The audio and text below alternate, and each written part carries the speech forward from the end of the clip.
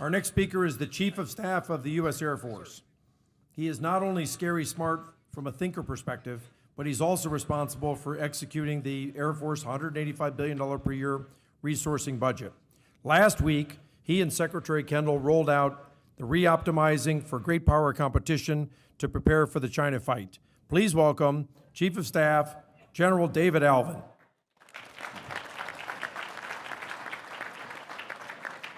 Well, good morning, and thanks, Jim. Appreciate the introduction.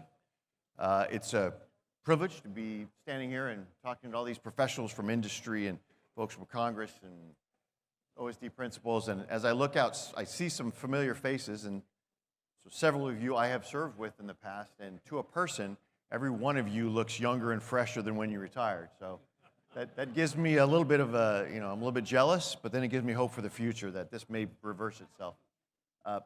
So this morning I want to just share a couple thoughts, if I might. I won't be as technical as Dr. LaPlante. I probably will not be as steeped in the acquisition part as Honorable Hunter was. But here we are again. It's budget rollout season. We find ourselves looking at the plan that we had at the beginning. The priorities haven't changed much from when we started developing the plan to put together the budget and the POM. The threat is advancing, if anything, faster than we thought. And yet along the way, things happen. Our wonderful plan that we're getting ready to resource, the cost increases, macroeconomic factors. There are, world actors that aren't behaving and aren't letting us proceed apace with the plan that we had to modernize our Air Force and move forward into the future. And now we come up with what is going to be a submission that will likely be unsatisfying to all, including us. And then we get ready to do it over again. And, I've been doing this off and on since I was on the air staff back in 2013. But I've been building now for 6 years in a row, and I've seen this movie happen again and again. And so it's easy to get sort of depressed and, well, all these things are happening. Well, why can't we get what we need? And you can lament all those things and this sort of Sisyphean task that we have of trying to build it and it comes back down again. Or you can just accept the fact that that's the business that we're in. And there are some things out there that this is what we are supposed to do. We're supposed to come together and make the hard decisions, not feel sorry for ourselves. Those things are out there. And I will tell you right now, it's hard to really step back, but I would contend that you don't like to use terms like unprecedented because that sort of dishonors history. But we're at a point where this is as crazy as I've seen it, and it's complex at time. And the one thing that gives me a little bit more anxiety than it would have in the past is what I alluded to a couple minutes ago, which is the threat is advancing. When we talk about great power competition, everyone has a different version of what great power competition is, and my own is that militaries don't compete in great power competitions. Nations compete. Nations have ambitions, and as those ambitions grow, there is competition for influence, for resources, for economic prosperity, for power, and all those things. And as those nations' ambitions grow, then their ambitions collide with each other. Our job is the same as it's always been in the uniform, which is when those nations look into their toolbox for what they have available to achieve those ambitions, especially if they're against those of our national interests, we have the same job. Our job is to make sure they look at that and go, that's not the right tool to proceed to go after our ambitions. And if they make that bad mistake that it is, they regret it. That's deterrence and defeating. That's what we do. It's just a much more complex and rapidly moving environment. And so as we move from one year to the next, and now, because right now we're rolling out the 25 budget here soon. We're going to defend it. We're going to have posture hearings. And at the same time, I've had probably 5 meetings in the last 6 or 7 days talking about 26 already. And then the long-range plan beyond that.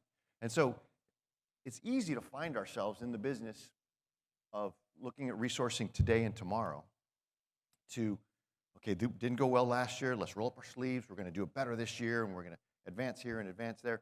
But occasionally, you have to be able to stop and step back and understand if that path that you're on is the right path. If that approach of doing what you did last year just a little bit better is really going to seal the deal. And my contention is, and I know Secretary Kendall shares it with me, is that that proposition right now may not be sufficient. We can make incremental gains, but when potential threats out there are making gains much faster, this is a recipe for falling behind even further. And so at some point, you have to analyze what it is that you can control. We can't control the macroeconomic factors. The fiscal pressure will come external to the department and press down in it. You know, actors will do what they're going to do around the globe. Well, what can we actually control or influence?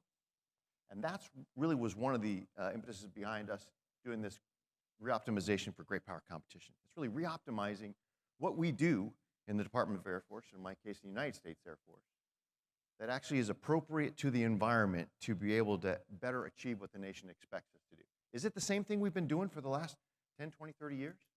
And if not, how did we get here? So we first started an analysis about how the Air Force has adapted to the environment within which it's been placed. And you could go back to the Cold War and you think about what the context was of the Cold War, and then how we organized, trained, and equipped, and how our organization was. It was nuclear deterrence. It was large-scale exercises. Remember Reforger? It was rehearsals because we need to be ready for a fight with a near peer that provided an existential threat. Fall of the wall, Cold War's over, end of history, peace dividend. Now what happens? We're trying to reorient ourselves to be able to have those coercive activities that would support our national security, but we're really sort of solving for efficiency. And that's how you get the narrowing of the number of industry partners to work with. That's how you get bases that have one wing, one base, one boss, because we're narrowing, we're trying to solve for efficiency. 9/11 happens and things change again. What the United States expected of its Air Force was not necessarily what we had planned for in a Cold War era, and we're still adapting from when 9/11 hit.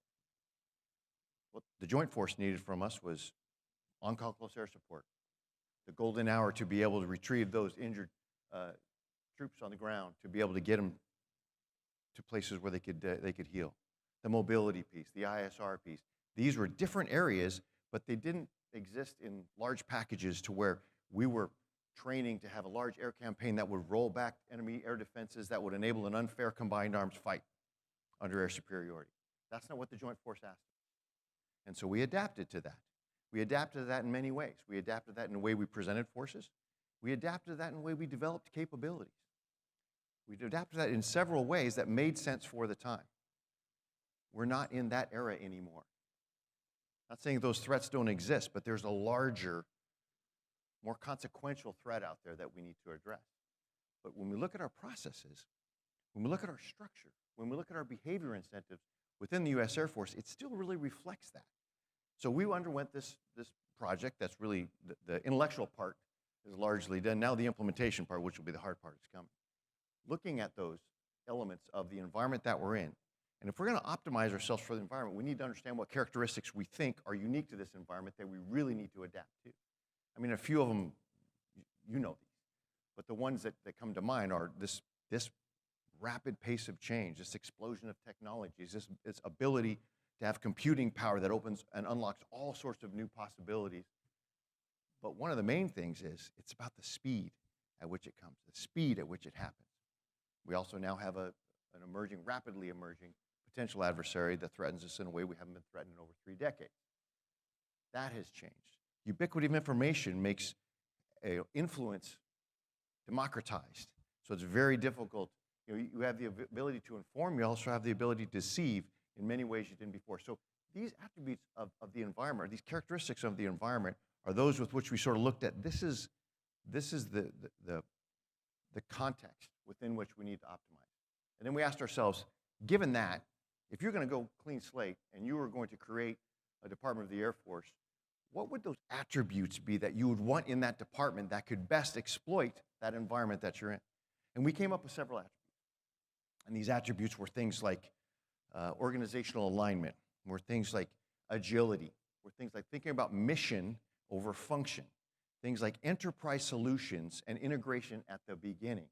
A lot of those things we found, those attributes were a little bit disconnected from our organizational structure, our processes, our incentives.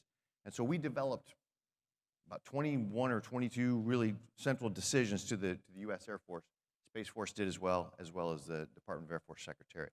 And I'm not going to go through all those now. I could, trust me. I could have you here all day talking about that. But as I was contemplating that and thinking how effective we're going to be able to be, because this is going to be a change management challenge. When we talk about taking some of the requirements business that had resided in the major commands and taking that requirements business and now centralizing it, that is under the attribute of mission over function and early integration.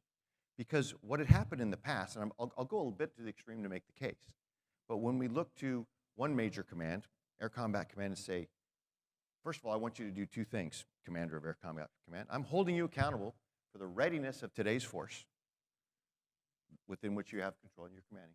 I'm also holding you accountable for the future of the fighter force. Same thing for Air Mobility Command. Hey, guess what, Mini? You got the readiness for today. Think about KCX, KCY, KCZ, next generation air refueling system, et cetera. Tom Bouchier, Global Strike Command, same thing. Readiness today. Think about the B-21, LRSO, et cetera, et cetera. When you do that, and you give those commanders both of those responsibilities, you're forcing them to make trades. They're internally trading between the readiness today and the modernization tomorrow, because we told them to. But that doesn't mean they're making the same trades in the same way. So you have a maturation and evolution of a force that is not synchronized. And so you can find yourself developing capabilities that are enabled with one of our core functions that might be more and more reliant on another one of our core functions that wasn't integrated from the start. We weren't punished for that in the past. We could integrate those at the end. We can no longer do that. So the idea of being able to integrate from the start is one of those initiatives, and that's the Integrated Capabilities Command. We have several others, but it's the idea of narrowing in, having commanders focus on one mission, be ruthless about that, hold them accountable to that, and have them hold the enterprise accountable for delivering what they require to do their part. So, again, I could go on over and over about the other things that we're doing, about how we project power, about how we generate readiness different. But they are all different because they're optimizing for this environment within which the pacing challenge is moving fast. We are out of time. We have to do this now. So I thought about that, and I thought about the exportability, frankly, of those questions that we asked of the Air Force. We can do a particular part. I think we can move the needle a little bit. But I'm not sure if it's going to be sufficient if we don't do that as a defense enterprise. And that's why I look at this audience and others. This whole national security business is a team effort. And so the idea of the entire enterprise needs to be thinking about that the same way. You know, I think about pace of change specifically. We are in between two eras. And again, it's not exactly correct, but our past, 20, 30, 40 years past, was more linear than we are now. And so there were things that we valued in the past. Their value proposition defined how our business models were developed. Things like, built to last. That was a pretty good 20th century motto, built to last. Well, that motto was in a time when you assumed that for as long as it lasted, it was relevant. So that built to last is more of a 20th century model. Now, if it doesn't have the right attributes, that's an albatross. So the idea of taking the new paradigm and understanding how those capabilities need to be able to adapt at the pace of change, which is, I heard Dr. LaPlante, it is more software heavy than hardware. That doesn't mean we blow off the importance of the hardware, but it means you need to think about things from the centrality of the systems that can be upgraded at the speed of coding, and you ensure that the platforms that strap onto those systems, they have baked into them the ability to accept those and be able to upgrade and update, how they're executed in conflict. And so this idea of the next capability, I would approach with a little bit of humility when we look at something and say, System X or Weapon System Y. It's going to be dominate the battle space now and well into the future. I don't know that it's so much that it's the weapon system, the platform. To me, it's the enterprise. When we have a system, this entire family that works on national defense, that's the system that needs to be able to adapt to the environment.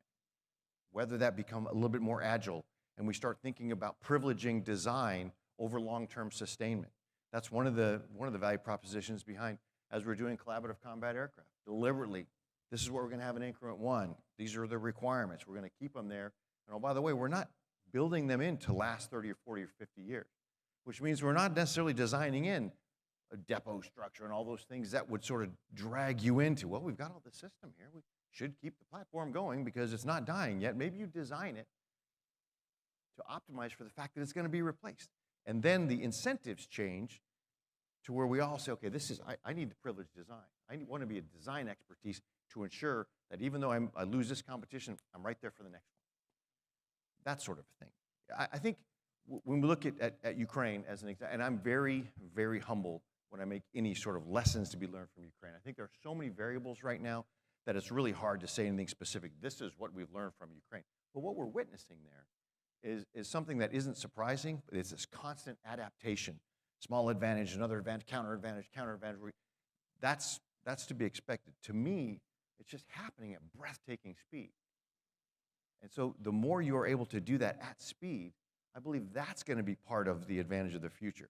So if we want an enduring advantage, that enduring advantage is not going to be a single capability. It is going to be the ability for the entire enterprise to adapt and move forward at the pace that's required. I think when we talk about agility, I think there's also a case to be made for more agility when it comes to how we allocate and how we update the allocation of resources. I think when we saw this morning, there's a couple stories about the PPBE Commission. I think there's some righteous work going on there about understanding how we adapt that as well. And one of the things in the Department of the Air Force we've really been striving for is the ability to have a little bit more agility in how we spend the money. And so what we had put forth and Congress is working with is this Quick Start initiative, which is as we see opportunities in front of us, but we're in the wrong part of the budget cycle, and by the time you do it, you get it in the system and you see it 3 years later. But in this period of rapid pace of change, the window of opportunity may have come and gone for that.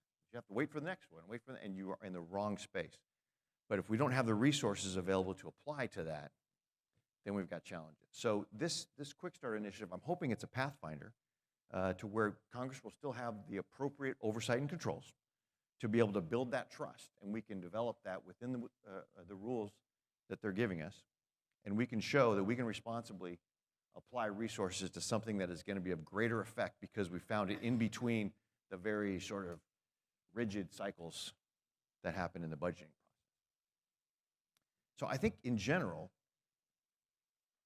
if we get that more agility from Congress, that ability to be able to spend resources there, that's one way we can leverage it. If we can work with industry and understand the requirements that we're looking for and how we do need hardware. I don't want people to mistake me by saying everything's about agility and we're going to refresh things every 2 years and we're going to have an attritable Air Force. That's not what I mean. We have to have the right balance and the right mix because, I mean, I'm not here to try and project that we're going to not need to have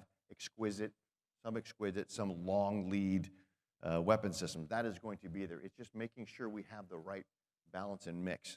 And even when we develop those more complex, high-end systems that are likely more pricey and tougher to scale, quite frankly, as we develop those, the idea of being able to build a modularity into them, that's been starting to get baked into our DNA. You're seeing from us, it's all about we have to have open systems, we have to have government reference architectures.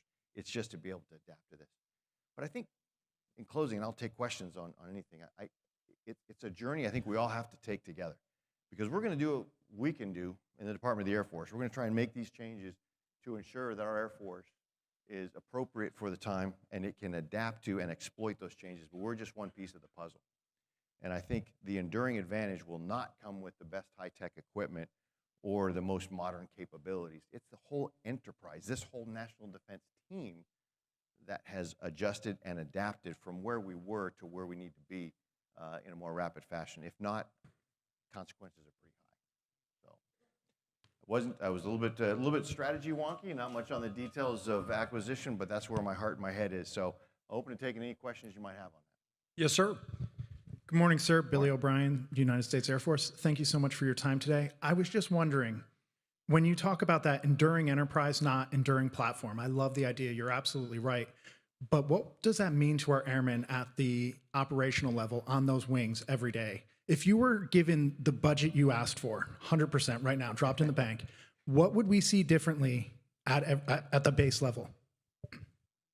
If I had the full budget we wanted at the base level, in order to account for all the great work that the airmen are doing, thank you though, appreciate it. I would see at the base level, I would see more ready spares. I would see better infrastructure. I would see better quality of life for them, because I'm not sure that the moving and adapting to this different environment is something that is foreign to our airmen. It might be a little bit more to crusty guys like me, but I will tell you, as we develop things like collaborative combat aircraft and those, I think we sometimes take counsel of our fears and project what we think we might be rejecting, crewed versus uncrewed platforms. Our young airmen are eating it up, but what we can't have is losing that talent. And so in making these very difficult decisions, we have been sort of scraping here and there, and the erosion of the infrastructure, the erosion of some of the other things that keep our talent.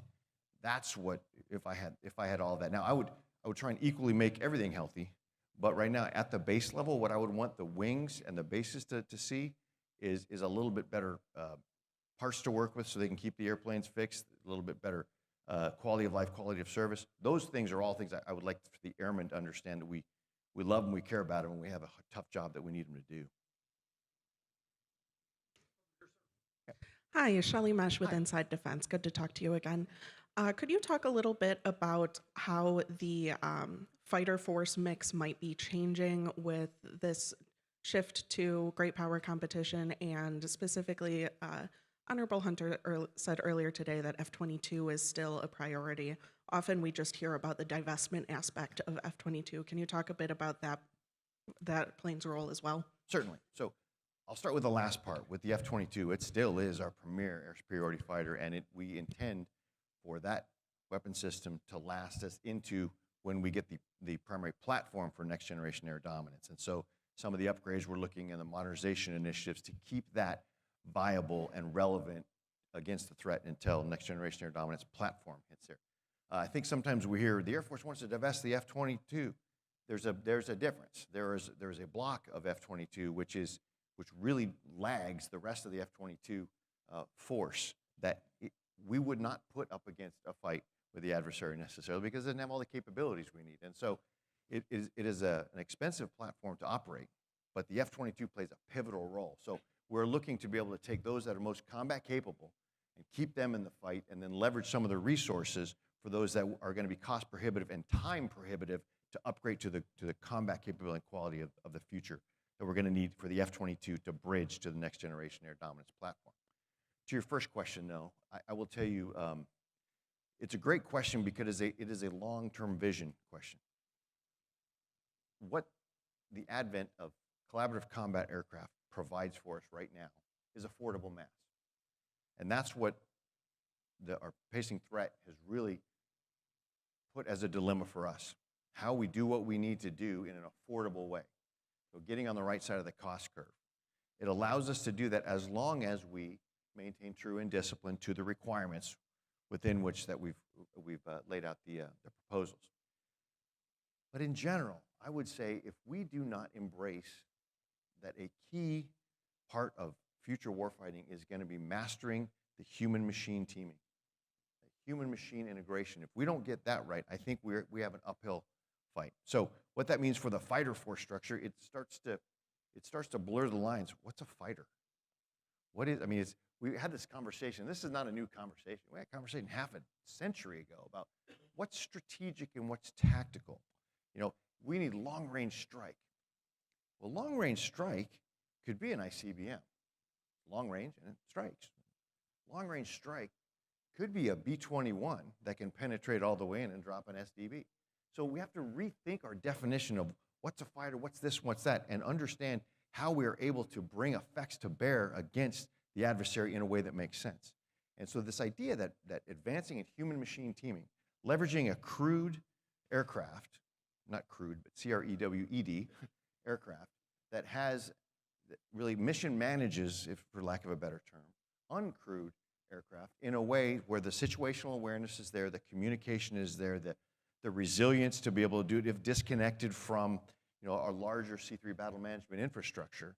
The ability to do that is, I think that's part of the key to the future. If we don't embrace that, then I think we're failing. So I think that the floor and the terms that we've become comfortable with, they have other things associated with them that keep a strong stakeholder class really attached to the numbers of aircraft, because sometimes they're associated with the numbers of crews, the numbers of maintenance, the numbers of jobs in that district. They're aligned that way, but we really need to look into the future and think more about what it takes to mask the right effects at the right time. And so that's a non-answer answer, but I think once we embrace that, I think that question becomes less relevant. There'll be harder questions to ask, but that particular question of the fighter floor will be less relevant. Hi, thanks, and appreciate your comments. Chris Doherty from Lockheed Martin. And you talked a little bit about CCA and how they're going to provide affordable mass, but when we look out over the next 10, 15 years of Air Force aircraft procurement, you could see a tremendous bow wave that's going to hit probably the late 2020s through the mid-2030s and perhaps beyond. How are you thinking about spreading out that risk across time and allocating resources to programs across things like CCA, T7, E7, NGAD, F-22 modernization, F-35, B-21, KC-46, NGAS. I mean, you just name it, there's just this enormous tranche of aircraft that are going to have to come in. And the question is, you know, you look out to the future budgets, that's not going to be enough to pay for all of it. So can you talk a little bit about how you're thinking about allocating that risk? Yeah, now you're making me sad. Because you're exactly right. All of those things happen, and there's again, I'll lament for a couple seconds because it just really feels good. But the idea of the plan that we had, again, it was our perfect plan, absent, you know, the context of reality, but our perfect plan was we had a modernization methodology and plan. And that modernization was at what we considered a manageable risk with how we would divest certain platforms as we would modernize certain platforms. It had certain assumptions, fiscal assumptions, other assumptions about our ability to divest in the manner in which we chose, and those were counteracted by other forces, congressional legislation, you know, COVID, having supply chain issues, inflation, et cetera, et cetera. So we are right now trying to get after every one of those questions. Which is their next dollar more important to? Advance the T7 so we can get the pilot production so we can make sure we have the maturity in order to do what we need? Or is it getting the affordable mass soon enough to where we can still remain dominant before the potential adversaries scale up to where that affordable mass is now unaffordable because we don't have the mass? All of those sort of things. I think managing the risk is that is the everyday challenge. And I'll tell you, I was saying I've had meetings on this. We had a meeting about this about an hour ago, well, 2 hours ago now, on this. Where do you put your next dollar? And right now, there is no single answer. The assumption, quite frankly, is we have a certain pot of money. I don't know if there's any service chief out there that says, yep, we got all the money that we need. But I tell you right now, I think part of my responsibility as a senior military official in the United States Air Force is to be able to articulate how I believe that the changing character of war privileges things like speed and tempo and agility and resiliency and lethality. And those attributes are part and parcel to the United States Air Force. So therefore, as a defense professional, I do believe that the United States needs more Air Force. I also say that with the humility that there are many other decisions that have to be made across there. But right now, you cannot square that circle at a satisfactory risk with what we know now. So trying to figure out what we can do to change those dials is where we're at right now. Another unsatisfying answer, but that's the world in which we live. We have time for Sure. Sir, George Nicholson, the Global Special Operations Forces Foundation. 2 full combat tours in Vietnam as an aircraft commander, flew worldwide and won 41. A question, now the decision has been made within the Air Force of relooking at warrant officers, but they're talking about just in cyber fields. I look at the capability of a unit like the 160th Special Operations Aviation Regiment. They've got over a 92% mission capable rate for their MH-47s and MH-60s, which are far more capable than any of our Air Force helicopters. The reduction in cost of training and everything else, are you looking at opening up that window and saying, we need to relook at having warrant officer, aviation officers, particularly for platforms like helicopters? We have not opened that aperture yet. Looking at the cause effect, we haven't been able to make that clear correlation. I mean, or the causation. You can see the correlation of the past, and so that's there.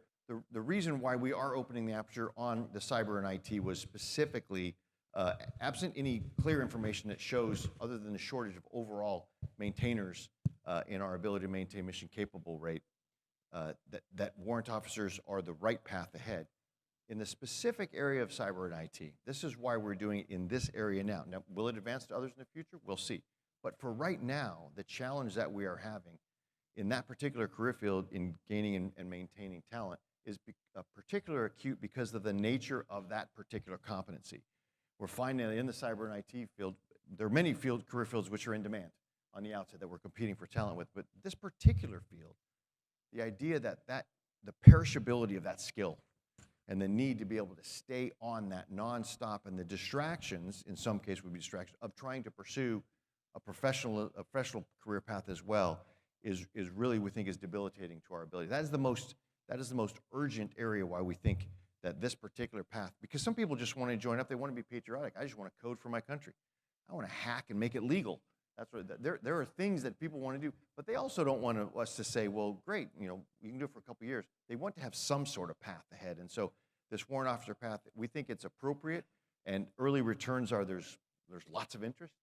We have not opened it up yet to that, but that we're starting with this particular one to see sort of the return on investment, et cetera. Sir, thank you so much Thanks. for another great day.